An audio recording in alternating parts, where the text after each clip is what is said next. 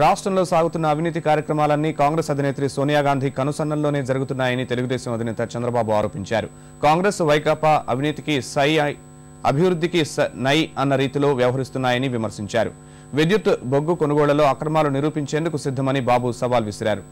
కాళ్ల నొప్పులు వేధిస్తున్నా, గొంతు నొప్పి బాధిస్తున్నా పాదయాత్ర ఆపే ప్రసక్తే లేదని పునరుద్ఘాటించారు.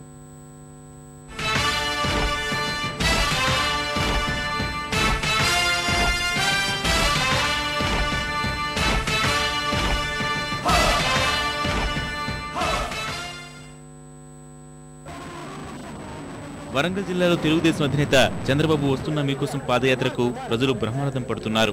రాష్ట్రంలో అవినీతి కార్యకలాపాలు సోనియాకు తెలిసే జరుగుతున్నాయని నెల్లికుదురు సభలో ఆరోపించారు.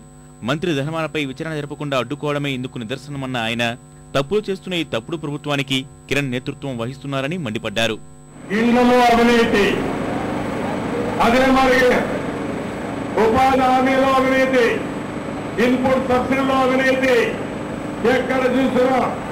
పేదవాళ్ళకి ఇవ్వాల్సిన డబ్బులు కాంగ్రెస్ నాయకులు దోచుకునే పరిస్థితికి వచ్చారు. ఈ ముఖ్యమంత్రి దొంగల్ని పట్టుకోడు, అవినీతి పనులు శిక్షించడు. ఇది ఒక తప్పుడు ప్రభుత్వం, అవినీతి ప్రభుత్వం, అవినీతి పనులు కాపాడే ప్రభుత్వం. ఈ రోజు ఇంత అవినీతి జరిగితే సోనియా గాంధీ గారికి తెలియకుండా జరిగిందా నేను అడుగుతున్నాను. కాంగ్రెస్ వైకాపా తెరాసపై చంద్రబాబు తీవ్ర స్థాయిలో విరుచుకుపడ్డారు. విద్యుత్ బొగ్గు కొనుగోళ్లలో జరిగిన అవినీతిని నిరూపించేందుకు సిద్ధమని ప్రకటించారు. జగన్ అవినీతిని న్యాయస్థానాలు నమ్మడం వల్లే బెయిల్ దొరకడం లేదని విమర్శించారు. కేసీఆర్ కేంద్ర మంత్రిగా ఉన్నప్పుడు బాబులిని అడ్డుకుని ఉంటే ఉత్తర తెలంగాణ ఎడారిగా మారేది కాదని చంద్రబాబు అన్నారు.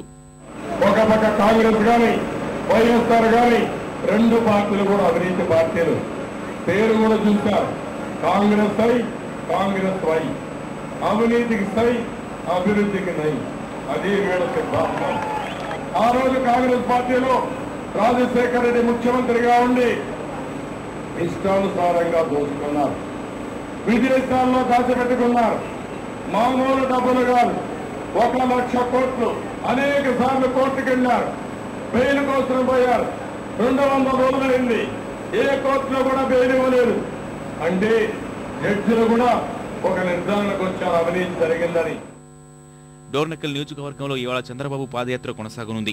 కొమ్మలవంచ, సబ్స్టేషన్ తాండా, నరసింహులపేట, రేకుల తాండా, అమర్సింగ్ తాండా, పాండ్య తాండా, బంకచంద్రు తాండా, వసర తాండా వరకు పాదయాత్ర కొనసాగనుంది.